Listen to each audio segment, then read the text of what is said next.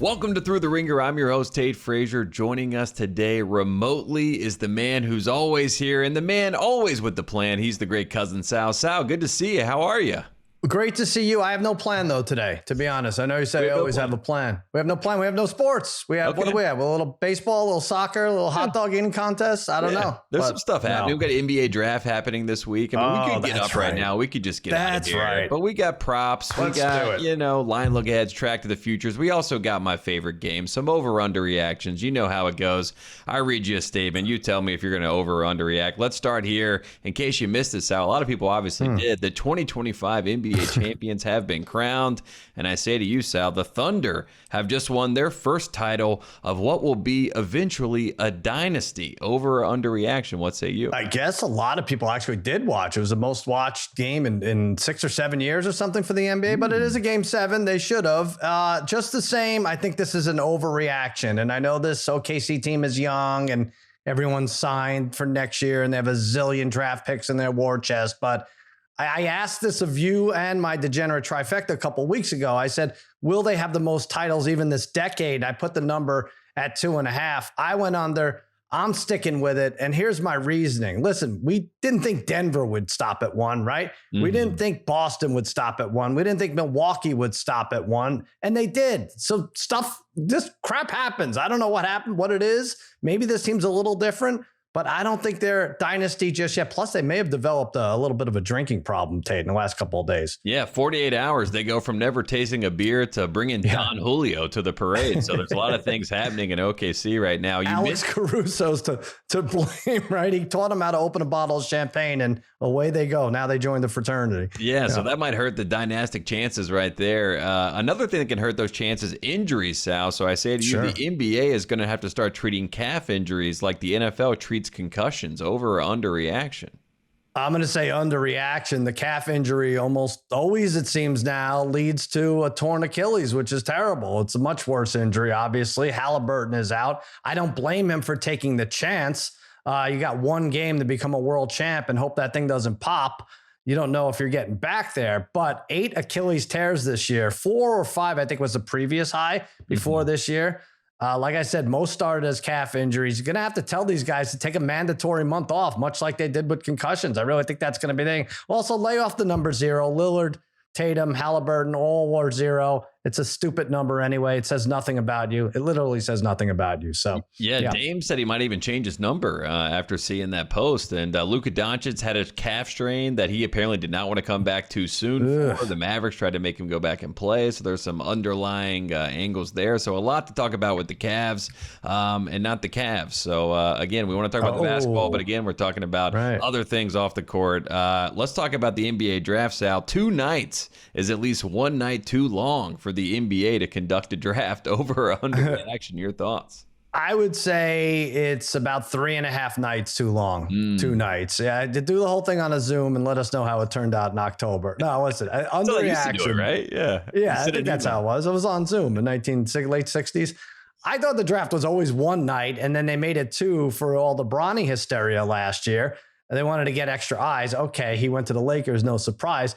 This year, do we need an extra night? Do we ever need an extra night now? Unless there's a Bronny situation, we lose track after the 4th pick, like who's who and who played on what team. So, Rocco Zikarsky gets out of Australia, gets picked by Orlando with the 57th pick. Cavs on the clock. Do we add a 3rd night? I don't know. I think 1 is plenty to get this done in 2 rounds. Yeah, and Jason Richardson's son, Jace Richardson, he's probably going to be a 1st-round pick, so that's going to happen on the 1st night, which if you're worried about the 2nd-generation passing of the torch storylines, you're going to get that on night 1 anyway, so I think it's a great point. Next up, Sal, every year, an athlete should learn of his trade destination while being interviewed at Fanatics Fest, a new tradition. Over or under reaction? Kevin Durant, obviously the one implicated most recently. All right, I'll say under reaction. You may have to set me straight on this because he did not look shocked at all, Kevin Durant. I know it was like 2 weeks into making this trade, and there were kids at Fanatics Fan Fest more shocked to learn that they spent $70 on a autographed Greg Zuerlein kicking tee than by KD going, they was spent about $150. Yeah, exactly. That's the shock. Was this fixed? Does Michael Rubin have more clout with the NBA than LeBron even? I don't know. What do you think? Yeah, he might be the new Schefter or the new Woj or the new Shams, whatever it may be. It did feel a little bit fishy, though, and it definitely felt like a little bit of a PR situation. Also, Kevin, when they asked him about it afterwards, Kay Adams, who's a fellow FanDuel TV. You better learn her name, man, if you want to work on this network for another week. Kay Adams, you know her name. That's better. Great interview and a great interviewer in general. But she told and talked to Kevin Durant, and Kevin said that he dictated the terms of going to Houston. So the fishiness of it all is definitely there for the taking. So I'm getting word that Thru the Ringer only has one more episode for the season, and then they're going to reconsider because of your Kay Adams flub. So good luck. Yeah, it's a tough racket out here. Next up, this is the most boring, Sal, the most boring NFL news summer cycle of the decade. Over underreaction. Yes, underreaction. I don't. I have a lot to say about Aaron Rodgers. We got Shedeur Sanders driving. We got Aaron Rodgers' wedding. We got Trey Henderson's holdout. We got some stuff. Right. Shedeur can't drive the speed limit. We got to spend 4 days on that. Rodgers got married or didn't. He doesn't believe in institutions. He should be putting one. I don't understand. You got Myles Garrett beat his girlfriend in a race running backwards. Mm-hmm. So we need to speed up the process. I can't wait 71 days until kickoff, Tate. I can't. Maybe there should be like a scandal wheel, and everybody's name is on the wheel, all the players, and you have to commit a scandal if, Commish Goodell spins the wheel, and, Antonio Brown, easy. He's good for a scandal every 6 hours. Tyrod Taylor, not so much. He has to go out of his way and figure something out. We got to do something. Yeah, you got to put down when you sign up for the league, like one scandal you're willing to do. Right, exactly. They'll send it to you. Yeah, that's a good one. In June and July, you get a bonus. Yeah. Everybody loves it. It's good entertainment. Next up, Sal, let's talk some baseball. MLB should go back to paper all-star ballots of a bygone era. Over or underreaction? You want these back, right? This is the most under of all reactions here for me. Do you remember? They got rid of this in 2015. You were 9 years old, I think, right? What were you? No, you were. I remember the paper ballots. I actually thought that was really cool. Yeah. It's great. And I know they get more votes online, but, you go to the ballpark. I root for the Mets in the late 70s, early 80s. I couldn't stand to look up from them, so I had to do something. I'm punching out these ballots, right? Even though they were terrible, you could be damn sure they were each going to get a vote from me, the Mets. You never needed a recount. Whoever won. There were no complaints. And now you go online, you do it once, and how are you rewarded? You get 17 emails from Major League Baseball. Like, hey, do this, sign up for this, buy this. Like, all I wanted to do was vote. Give me a break. So, yes, go back to the paper ballots. Yeah, I blame the Chads for this. The hanging Chads, not the baseball Chads, but I think the hanging Chads is the reason why this happened. And I'm with you. I like the paper ballots. It feels like you got something to do with the game, too. Like it's a nice little exercise. They get to play a game while the game's going on. It's nice. No one got smashed in the face with a foul ball filling out a ballot, as far as I'm concerned. Yeah, I never saw that news story. You can go dig it up. I never saw that. Let's talk about the WNBA, Sal. I know Harry's going to be happy about this. Sophie Cunningham is the best looking enforcer in sports since Bill Laimbeer. Wow. Who wrote that? Over Us Magazine? What is this? Listen, I always thought Bill Laimbeer was mid. Mm-hmm. So I might get canceled for saying something like that. But no, listen, God bless this Sophie Cunningham, right? I hear her merchandise is impossible to keep on the shelves, and that's great. And it's great for the league, because we can't just have Caitlin Clark and Angel Reese in the news every day for the WNBA. So no one knew Sophie Cunningham 2 weeks ago. Expand in popularity however you can, WNBA. I say underreaction. I think it's great. You got Lexi Hull as well. You got the three girls, the Powder Puff girls is what they're calling them now, with the three at the Indiana Fever. You also got the Aces, who obviously do not like them very much. So there's a nice little rivalry that is brewing. And Angel Reese, like you said, she's got a new quote every single day. So there's always stuff happening in the WNBA. Last one, Sal. The U.S. men's soccer team is setting us up nicely for another early exit from the Gold Cup. I almost threw up as I had to read that, Sal. Yeah, I know. Over or underreaction? Well, I've been betting all these games because I have to have some money on something in the morning, and that's how some of the play-in games were. I'm going to say underreaction. So they barely beat Saudi Arabia. They barely held on against Haiti, who had like 3 goals taken away for just being offside. So Costa Rica, a live dog against us Sunday night at plus 470. You know, our producer Jack said it best. We're the Clippers when it comes to soccer, American soccer. Wealthiest owners, nicest facilities, nicest everything. Can't score the soccer ball. He said it more eloquently. I don't know if anyone heard him because they were talking over him, but he did say it before. Right? I thought it was a great call, and I think he's 100% correct. And when I was a kid, back in the early 2000s, they were promising 20 years from now, the U.S. would be on the same level as a Germany, potentially on the same level as another, a South American powerhouse like an Argentina or a Brazil. And I feel like we might be worse off than we were back then, Sal. So I don't know what's going on. We have to go back to the paper ballots for voting on Gold Cup All-Stars.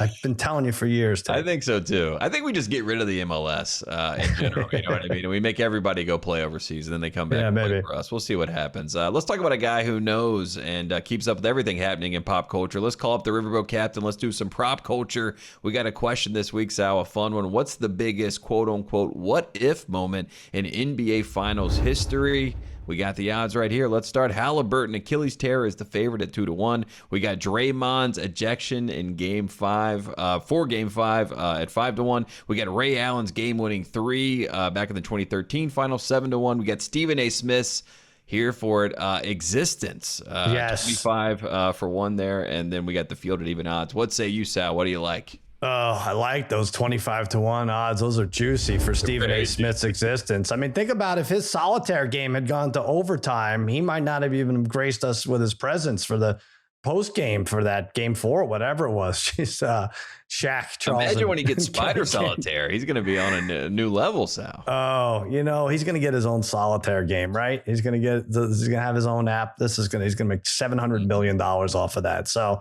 I'm going to go with the favorite here. I usually like to get fun and go off the board, but they're all speculative, whether the result would have changed or not if these things happen. But Tyrese Halliburton had made 3 threes halfway through the first quarter. We were clearly getting the better version of Tyrese Halliburton, right? And there were those 5 or 6 minutes, Tate, in the fourth quarter where OKC was super tight, right? Mm-hmm. Really ripe for a comeback, and Indy just didn't have the scorers. Mm-hmm. Yeah, right. But Obi, Turner, Nesmith were 2 for 9 from 3. Those 3 didn't even have as many as Tyrese did in half a quarter. So I'm going to say that, but really Stephen A's existence is still the biggest one ever. I like that 25-1. Those are some juicy odds. It's nice to take that. I'm going to go with Ray Allen's game-winning 3 just because of the ripple effects for Carolina basketball, because, again, this is how I see things. If Ray Allen does not make that game-winning 3, game-tying 3 to get the Heat, over the hump to win that championship, Danny Green was on his path to potentially a Finals MVP, Sal. Now, I know Kawhi won it back in 2014. He won it the next year, but in 2013, Danny Green was setting the world on fire from the three-point line. There was a conversation about Danny Green, Finals MVP. If the Spurs get the job done, there is a real conversation that could have happened there. And you get, no championship for the Heat back-to-back years. There's no chance LeBron's coming back for the 3rd year. He definitely leaves after losing in the Finals back-to-back years. I mean, the ripple effects of this, I think, would be insane. And again, it leads to a Danny Green potential Finals MVP. So 7-1, I'll take the Ray Allen shot because I was hoping you would have given it more thought, but okay, that's fine. Yeah. Definitely thought about it a little too much, Sal. Now I turn it over to you. I think it keeps you up at night. My goodness. Wow. Oh, I got to turn it over to you. I'm a little heated. All right, let's do it. I'm going to set some lines. These are fake prop bets. You can't find these on FanDuel anywhere, so don't even look for them. How about this? So we will not have a show before the hot dog eating contest on July 4th because you mysteriously are unable to pronounce Kay Adams' name, and so you have to be reprimanded. That's what it was. Yeah, so I got to eat a bunch of hot dogs. Yeah. He's back in the Nathan's hot dog contest. Will he win over or under 5.5 more Nathan's Hot Dog Championship belts before losing one? I think this is a fair number. What do you think? I think that, I'm not sure that he has 5 more in him, Sal. Like, does he want to do another decade? Like, is this the last hurrah? I wouldn't be shocked if he gets done this year. He eats 70 hot dogs, whatever the number may be, 69. Let's just give it a round number there. And then when he gets done, he turns to the crowd and he does this was my final dance. You know what I mean? This is my last act. I appreciate everybody. I'm glad that we had to have this run, and I think it's over because I think he wants to leave us the way that Jordan left. He wants to leave us as a champion. He doesn't want to leave like when Kobayashi lost to him. You don't want to get someone taking the throne away from you. You want to leave on top. So I think this year is a sneaky chance. Oh, under. Even this year. Wow. I'm going to I'm going to go over here. I think I think he's like Floyd Mayweather, right? He's never going to put himself in a position to lose, right? So he knows what he's doing. If he hears about an up and comer, he might back off or not join or something. But listen, he's going to be 108 years old chomping down these francs with dentures, right? He's going to be soiling his colostomy bag in the winner's circle, getting interviewed by that carnival barker. That's how it's going to be. These guys don't make a ton of money. He could retire on top like Jordan, but he doesn't have, I don't think, like, $80 million to sit on. Like this is what he does best, Tate. I think he sticks with it. I'm with now you. 100,000. Now I'm passionate about this. Yeah, no, I'm fine. All right. Here's another one. Over under how many times you have seen the movie Jaws. 50 years this summer since Jaws was released. I'm going to say over under is 1.5. I'm going to go over, and it's because I know it's an over. I love Jaws. Jaws is a great movie. I used to wear a Jaws shirt all the time when I was a little kid. I went to Universal. I've actually seen the shark more times than I would like to admit, throughout the years, my 10 years in Los Angeles. So it's an over, and I'm hammering the over. I love Jaws. Great movie. I love it, too. I was terrified of that. I didn't go in the ocean from years 5 to 7. I couldn't go in because of the movie. I still think it's a little reckless for people to go in the ocean. Now, my kids, same thing with Universal. They would see online clips of the Jaws at Universal and they were terrified. Mm-hmm. And then when we actually saw it, they're like, what the hell was that? That was stupid. Like we could have bought that at Toys R Us. It's way better in the videos. Like when you go there, you're like, oh, it's the animatronic shark. Yeah, right. Exactly. Our Jimmy Kimmel Live prop department could have whipped that up in 4 hours. But for a movie, the music and score, I don't think ever helped a villain more than Jaws. Like obviously you have Star Wars and Darth Vader whenever he would come in, but and the whole thing was shot about 6 months before Richard Dreyfuss lost his mind. Anyway, okay, let's do this. Over under lost golf balls in July and August for you, Tate Frazier, 17.5. I didn't really know how to make a line there. I'm not sure how many rounds you're gonna go, but 17.5, maybe that's a lot. I will say this. I'm going down to Myrtle Beach. Shout out to Dirty Myrtle. Great place. Going to be down in North Carolina by the beaches, but going down to play some golf in Myrtle Beach. Every time I play golf in Myrtle Beach, Sal, I lose a lot of golf balls. I don't know if it's a little bit loose down there. I don't know if it's the humidity, but I lose a lot of golf balls. So I'm not going to say it's going to be over 17.5. That seems a little egregious. That would be like a box of balls plus an extra 2 sleeves. So that would be, I would have a really tough time out there, but I will lose some golf balls, but I'll still take. But this is a whole summer. You're talking about, this is what, okay. I mean, when I say lose ball, it's not like, hey, sweetheart, where'd you put that pack of Titleist I bought the other day? And she's like, oh no, I gave them to the neighbor. That doesn't count as a lost ball. This is like shrubbery. I'm going under. Brush. I'm betting on myself. Yeah, I'm betting on myself. And they'll be in the ocean. They'll be by the beach. Where will you lose them?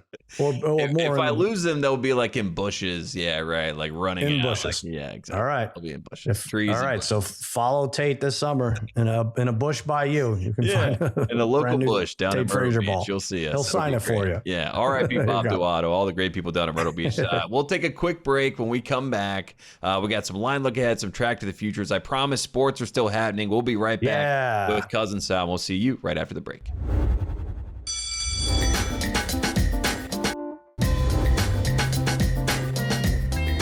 Welcome back to Thru the Ringer. We're here with Cousin Sal, and it's officially NBA draft week. A great time for me. This is when I get to see guys that play college basketball, graduate, get up to the NBA, have a bunch of people that never watched them in college talk about how amazing they are and how they're going to play in the NBA. It's a beautiful time of the year, Sal. How fired up are you about the NBA? I do feel bad for you. You're right. All the experts who watched exactly 6 highlights of Derek Queen versus you, who've been watching him since he's like in 8th grade or something. So yes, you just have to do exactly what you did, Tate. Just like nod your head and smile, and it all gets done. Tell me about him. Tell me about him. What'd you see on that Seton Hall team? I'm more excited about day 4 of the draft than what we're going to see tonight or tomorrow or Saturday. So yeah, it's going to be good. Let's do some line look aheads because FanDuel, our friends at FanDuel, they have some great props here. Got a lot. A lot of draft props. NBA draft top 10 futures. Sal, who do you like as a top 10 guy? And odds-wise, who do you think is some favorable odds on the board? I picked Carter Bryant to finish in the top 10. Now, this morning, it was plus 185. Now, minus 115. Who's getting a hold of our outline, Tate? Because they know I'm an expert, and they're like, Carter Bryant. By the way, Carter not related to Kobe Bryant or Vince Carter, which was disappointing. But Arizona forward, California kid. His uncle trained a lot of the greats from Garnett to Pierce to Durant, Kyrie Irving. They were all trained. He was obviously personally trained by his father and uncle, a dedicated player, thinks hoops 24/7. Lots of talk. First of all, Jay Billis has him as a top 2 forward, right? So you got Flag, and then he's got Carter Bryant. Lots of talk about him going number 10 to Phoenix after KD's departure, which is probably why the line moved there. But he could go to the Wizards, could go to the Raptors. They're in the market for forwards too. I'm a little bummed to see him at -115, but I still think it's worth it. Top 10. Yeah, he's one of those guys too. Like if you watched Arizona this year as a fan of Arizona basketball, you might not even know who Carter Bryant is. But he is, was not their best player on this team, but has all those physical gifts and tools and definitely translates to the typical NBA body. And I think you make a great point about Phoenix. They had him in his backyard at Arizona. So them at number 10 makes a lot of sense for that pick. I'm going to go with Colin Murray-Boyles, top 10. You can get that at +330. I think that the Thunder have circled him as a guy that they like as a potential Dort insurance candidate, and if they can go and trade up and get him maybe at number 9, right? If the Raptors don't like who they get at 9, they can trade back. The Thunder trade back in, or maybe they just draft Murray-Boyles at 9 for the Thunder. I think that ends up happening. So I think that Boyles ends up going top 10 because the Thunder really like him and they like him as a defensive presence for them. So I think getting him in the top 10 at +330 is good value, Sal. Again, a lot of Dort Insurance, though. Dort Insurance sounds like the worst named insurance company. I don't know. Doesn't maybe, sound bad. But I know what you're saying. You need some other names like Carter and Bryant. You know what I mean? Yeah, Dort, Carter, and Bryant Insurance for you. Yeah, sounds good. I would like that. One other thing I wanted to flag for you, Sal. This was kind of like the exact order that everybody assumed this draft would go in for quite some time. It's Cooper Flagg 1, Dylan Harper 2, Ace Bailey 3, VJ Edgecombe 4. Right now, if you put in that exact order, picks 1 through 4, you could get it at +950 if it actually hits. Now, I think trades will happen. And I think that could be, why this is a little bit fluctuated. But if they just take the best guy on the board, that could definitely be the draft order. And I think there could be some value there at +950. This went up, though, right? From 550? Well, as long as we're talking about it. It was at +550. Now it's at +950. And so why do you think that happened? Only because of the trade speculation? Well, I think that the Sixers, I think the Sixers are at 3, and they want to take who everybody wants at 3, and they're trying to basically guess that everybody wants VJ Edgecombe, but I think there's more teams that are willing to admit that they actually want Ace Bailey, and Ace Bailey has more value, and they would be willing to trade up for Ace Bailey, like Washington at 6 or New Orleans at 7. They would trade up into number 3. So the Sixers take him at 3. And then they, use that. It's too much to take. They need another night. They need to add another night. It's too much information. It's too much. We're all in over 6 hours. Another line look ahead, Sal. NBA draft. We have the over-unders as well for their pick position. Who do you like here? Not everybody's on the board. I had Knipple. They took him off the board, because these things move very, very fluid. But who do you like that's on the board currently? Derek Queen is still on the FanDuel's board there. I have him over 11.5 at -130. Pretty good already for a big man. I would say pretty polished. I don't know if you agree, but I also a project at 20 years old for a team to take him in the top 10. I think the Bulls grab him at 12 to replace or learn from Vucevic. I don't think he'll go before that, but either way, Tate, he's going to go down as the guy who hit the shot of the tournament. It's part of my Crab 5 Maryland squad that I backed, but thank God for that. The tournament was lacking of big moments, and he provided one. Yeah, we needed some star power. Derek Queen is a star, and a lot of people that they see Derek Queen, they're like, I don't really get it. Like, where does he fit in? Is he a 4? Is he a 5? Like, is he supposed to be a 3 at some point? But when you ever go and watch him play, he ends up being the best player on the court somehow, no matter what. So I think there is some sort of inherent value there, and I would love him to go to Chicago. I think that'd be a great fit. I'm going to go with Malawach, Duke's very own. I'm going to go over 8.5. You can get that at +205. Basically, I'm betting on the center syndrome, getting a little bit of the quarterback syndrome where some teams need a center. They need a legit 5 guy they can throw in their front court that at least looks the part. Malawach obviously looks the part. He played some big games for South Sudan in the Olympics this year. A lot of NBA teams already had him in their top 10 after that appearance. So I like him over 8.5, and I think a team might trade up. So you can get that at +205, Sal. So all right. Look at us. Locked in on the NBA draft. I believe you. That's good. We gave some plus numbers there. I like it. I need plus numbers. Another line look ahead. MLB play of the day for Wednesday. Who do you got, Sal? I'm going to go Angels Red Sox over 8.5. It's -122. Fitz is on the bump for the Red Sox. He gave up 5 earned runs to the Angels in 1 inning earlier this month. He carries an ERA close to 5. Yusei Kikuchi gave up 3 in 5 innings against the Red Sox earlier. These teams are hitting, believe it or not, even without Devers in the lineup. Red Sox can move. I bet over 9.5 on this matchup. Angels Red Sox on Monday ended up with 14 runs. So I'll hit the over again. This time it's only 8.5.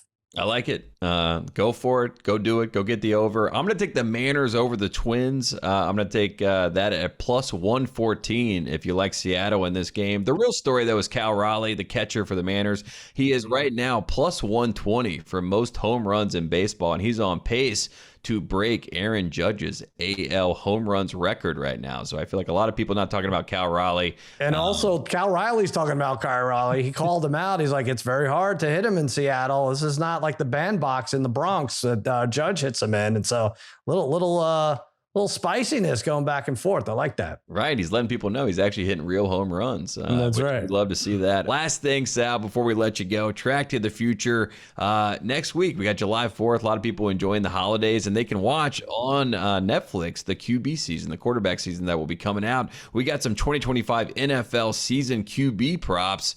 What do you like on the board, Sal? What are you looking at? Well, I like Joe Burrow. Just don't ask him to throw a baseball, by the way. Disgusting. Oof. He's the big loser of Fanatics Fan Fest. I'm here to help any of these athletes who need. I've done it. I've thrown out a first pitch, whatever. I could help. I'll do it for free, Joe Burrow. But I do like him at 4,500 plus passing yards if it's a football he's throwing at plus 190. Chase, Higgins, Burton's pretty solid. Gesicki, right? He's going to have Chase Brown out of the backfield to throw to. In the 3 years he's played 16 or more games, he averages over 4,600 yards and change. And only one of those years, Tate, he went under, and that was at 4,475. So I don't really get why this is a plus number, especially close to 2-1. So there you go. Yeah, I like it. Plus 190, and I think Joe Burrow, a little bit of a bounce back year. I'm going to take Drake May. Obviously, speaking, this into existence a little bit, but I'm going to take Drake May, 4,000 plus pass yards. You can get that at plus 390. I think Diggs, after the offseason extracurriculars, he's got something to prove. He's going to be locked in. I think Drake's going to have a nice, reliable number one receiver for him. I think he's going to spread the wealth a little bit with the football, and I think this year, this Patriots offense looks like a real offense, and I think Drake has a good year. So getting that number. I love you, Tate. I love that. You say whatever you want about Kay Adams. That's fine. You have a job for life. Finally, this is all I needed to hear, like music to my ears. Sal, speaking of music to our ears, where can we find all your amazing work? I don't know about that. The rest of your day. Against All Odds, a couple times a week here on the Ringer Podcast Network, and Cousin Sal's Winning Weekend on also later in the week. We're going to do our half-year awards, Tate. So best announcer call for all of 2025, the first 6 months, nice. Best athlete, biggest scandal, all that stuff. We're going to talk about your lost golf balls and everything. There's a lot happening out there in the world. So shout out to you guys for making it happen, making the awards happen. We appreciate you coming on the show, Sal, and we hope you have a great rest of the day. Stay tuned. When we come back here on Thru the Ringer, we'll have Tyler Parker join us to talk about the Oklahoma City Thunder. We'll be right back after the break.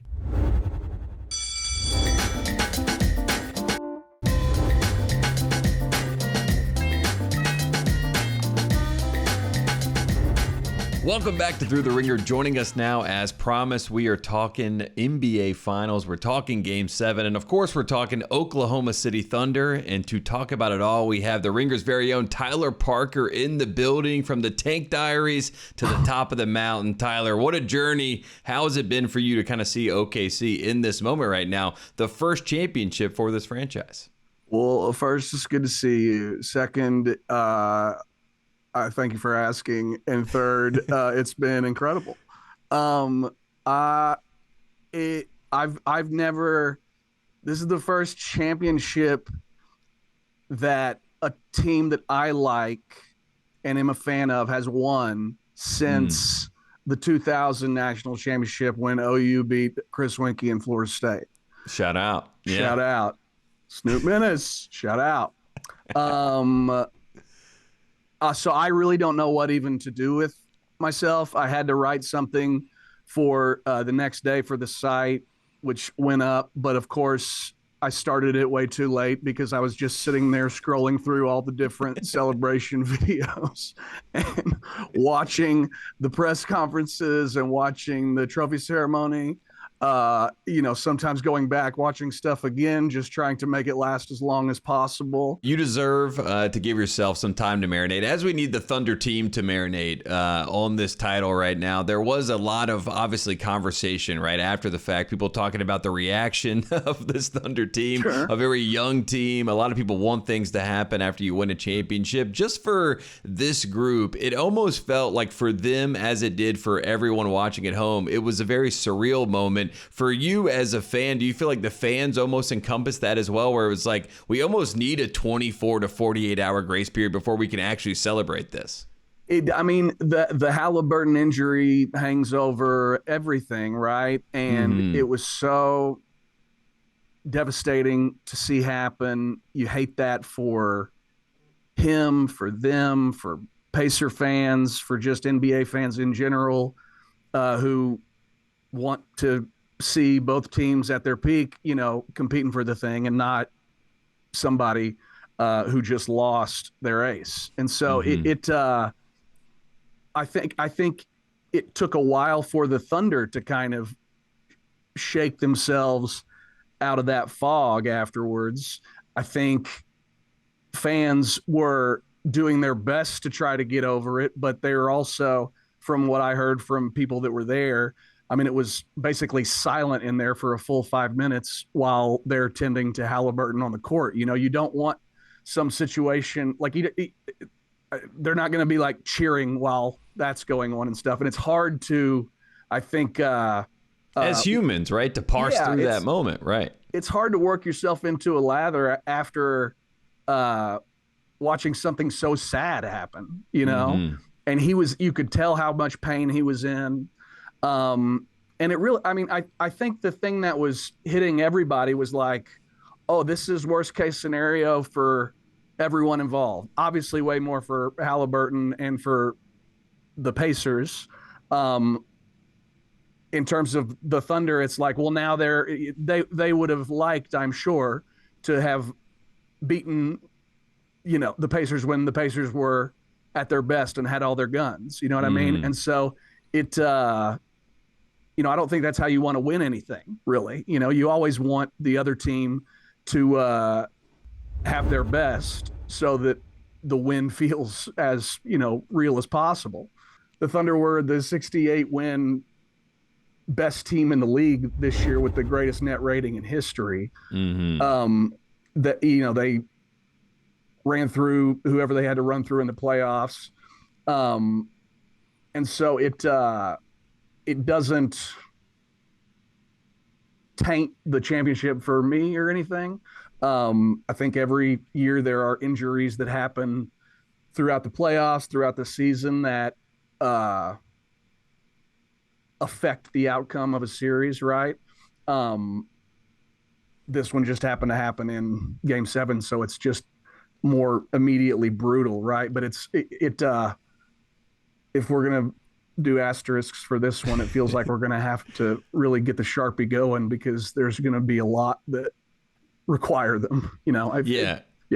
The NBA media fallout is probably the only space I've ever seen where a team can be on the verge of a dynasty, have an asterisk next to their name for the same championship, and also be in a position where they will never win another one, right? It's like you can take away from one event, which is a team winning the crowning achievement in the game, and go so many different directions. And I think, to me, that is what has been so fascinating to watch. And I think just as a Thunder fan and as Thunder fans in general that have kind of been with this team since they moved the team to Oklahoma City, I do feel like the people that are in the vacuum, that are in Oklahoma City, maybe that's me reading too much into it, but it feels like the people that are there, that are in it, they don't really care about the outside noise. No. And they are completely locked in. And like, this is cloud nine, euphoria, whatever you may have it. But it's just funny that it feels like everyone in the national space wants to like relitigate what happened. Yeah. Meanwhile, everyone in Oklahoma City is having the time of their lives, including Jalen Williams 2 days, and now he's drinking Don Julio. So like, it is very funny to see the juxtaposition of like the national media coverage of the championship versus like the Oklahoma City of vibes on the ground. Oh, I don't think anybody gives a shit about how much the, other people like the team or not. You can't take it away from them. You know what I mean? Mm-hmm. Like, they're champs. they will be the 2025 NBA champions for the rest of time. You know what I mean? And so there doesn't feel like much to be mad about if you're a Thunder fan. Yeah, and you made this point right after the confetti started to fall from the building there. You said the best team, that was the best team all season long, happened to be the team that won the championship, which, you know, it seems wild that it's been so hard to kind of explain that to people, that the team that was the best team the entire season ended up being the team that was the favorite, you know, thanks to FanDuel, the favorites to win the championship happened to win the championship. It's not the most shocking thing in the world. And honestly, it's a conversation that to me has been very funny to witness, because it's like, yes, this feels like a coronation that is almost on schedule. SGA wins his first championship at 26. Jordan won his first championship at 27. Giannis won his first championship at 26, right? Like the timeline is on schedule for your superstar franchise guy to take that leap. He did. He's the scoring champ. He's the MVP. He's the finals MVP. He's a very special guy. He's a very special player. You know what I mean? Like, we don't have to make it any harder than it is. You know, it's like it's right there in front of us. Shai's development since he's gotten into the league, it's one of the best development stories that exists, right? Like what he has added since he's got into the league to his game. It's like the Kawhi Leonard of guards. It really did. Honestly, Tate, you need to like put that on a pillow or something. That's quality. Okay, I'll write that. But no, you're exactly right. A guy who had a lot of tools and got his handle tight enough and got his shot right enough and found himself these little honey holes in the mid-range, and nobody could do anything with him. You're exactly right. And to your point about them being on schedule, like you could say they're a little ahead of schedule, honestly. I mean, they go from 22 wins to 24 wins to 40 wins. They add Chet. They're the 1 seed last year. And then this year they go for 68. You know, that leap from 24 to 40 is so significant. Like they just skipped a lot of steps. You know what I mean? Once Chet entered the mix, especially with Jalen having the rookie season that he had, particularly the end of the rookie season that he had, because he closed super duper strong the second half of the season. It just felt like things got real very quickly. And I don't even think Thunder fans were ready for it to be that good that fast.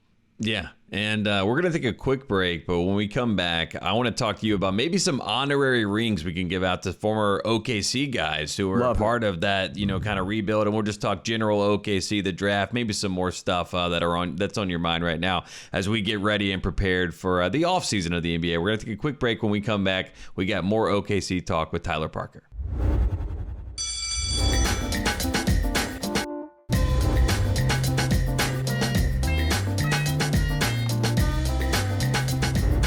Welcome back to Thru the Ringer. We're here with the Ringer's very own Tyler Parker, and we're talking OKC. We're talking NBA champions. That's what we're doing on this show. And Tyler Parker obviously has the OKC Thunder near and dear to his heart. We have, dumped out our feelings a little bit about this OKC team.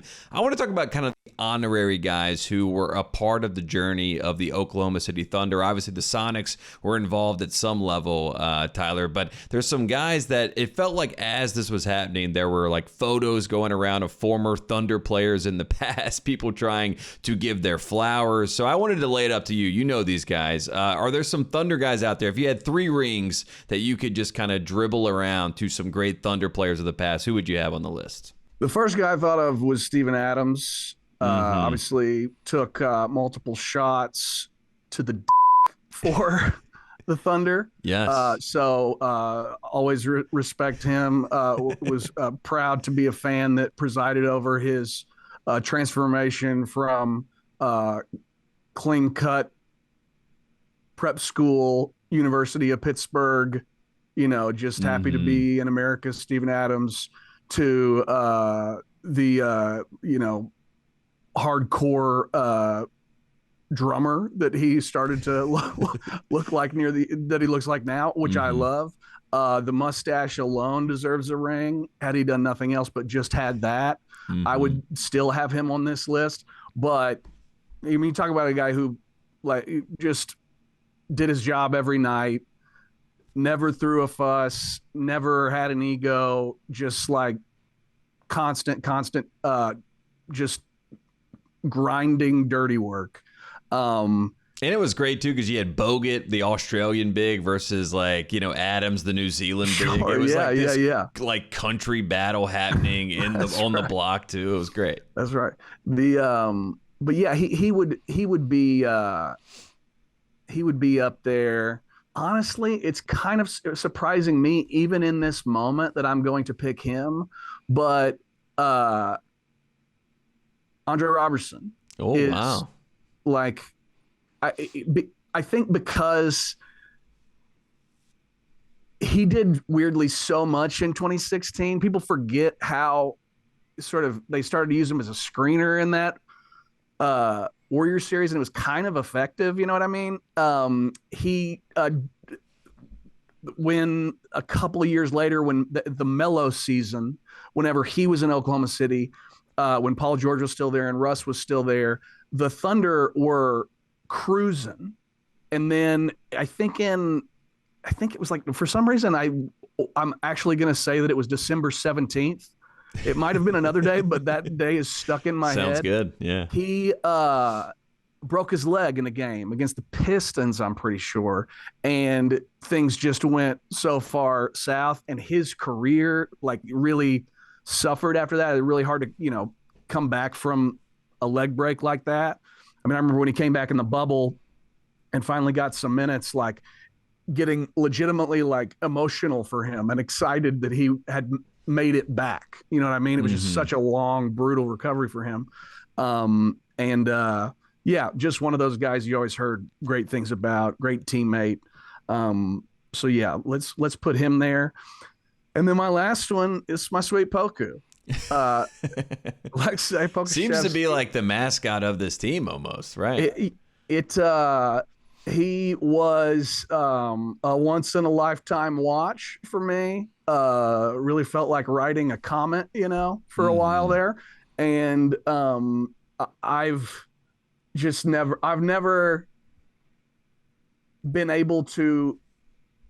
not been able to take my eyes off a player before. Usually I can find something else to pay attention to, like other players on the screen will take my attention and focus it there. When he was on the court, I would watch him just stand in the corner. I was watching him just run around trying to find somebody to screen. He was the most interesting player in the league for me. So tantalizing with some of the top end flashes he would show passing the ball, but also just maddening. And there you would go through massive periods where you're like, oh, this is never going to work.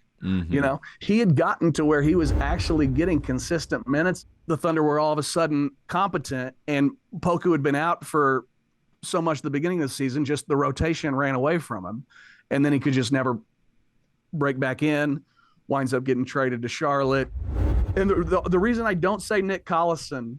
Oh, that was going to be I had 3 to throw at you just to get your reaction if you thought that they'd be on the list. Nick Collison was number 1 on my board. Well, and Collison would be number 1 on my board, but he's still a member of the front office, so he's going to get a ring. So he gets a ring. Okay. That's what I was wondering. I'm like, does it count? It counts. No, so I'm trying to – no, if Collison was not in the front office, it would have been him number 1 with a bullet, like 50 feet of air, and then Steven Adams, and then whatever, you know what I mean? Like that's my guy, wait, who are your other 2? Yeah, my other 2, and this is just probably because it's my favorite version of Chris, but OKC CP3 is my favorite. Just kind of, and I do feel like he kind of deserves credit for SGA. Not like the you know what I mean, but like there is some blueprint that happened there where like he imprinted like how to be a point guard into his brain, and like he got him to download that, and then like it turned into this great thing that is SGA. So like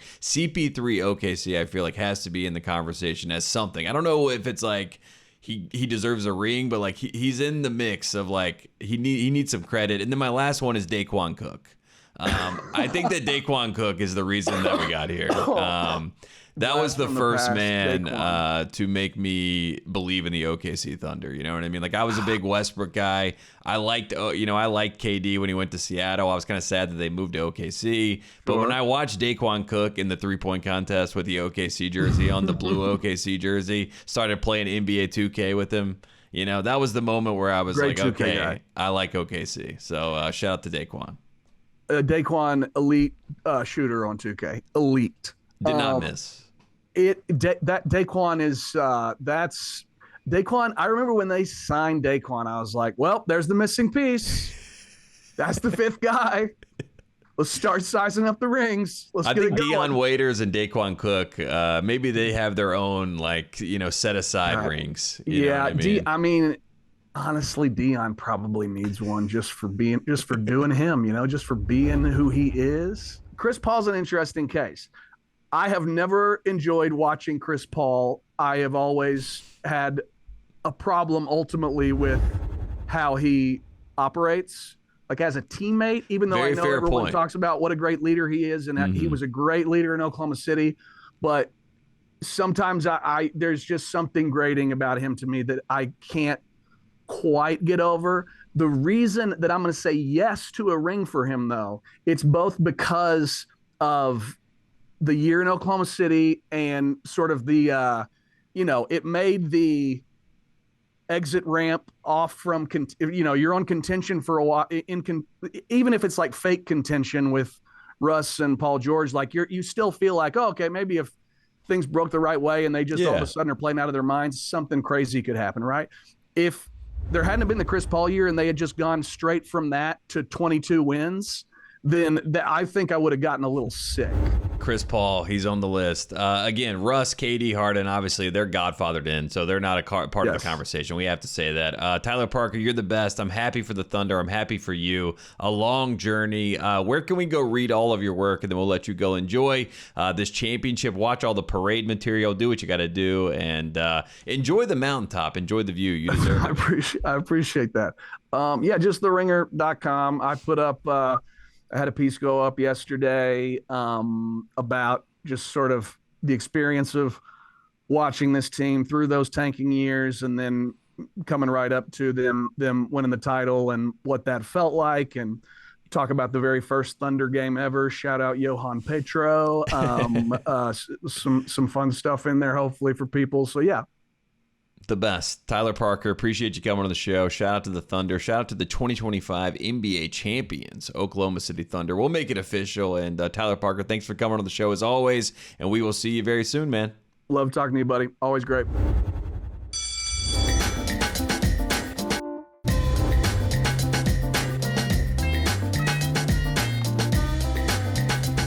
All right, there you have it for another edition of Thru the Ringer. Thanks to Cousin Sal, as always, for coming on the show. Thanks to Tyler Parker for breaking down why we should enjoy the Oklahoma City Thunder actually winning the NBA championship. And again, thanks to you for tuning in to Thru the Ringer, and we will see you in a couple of weeks.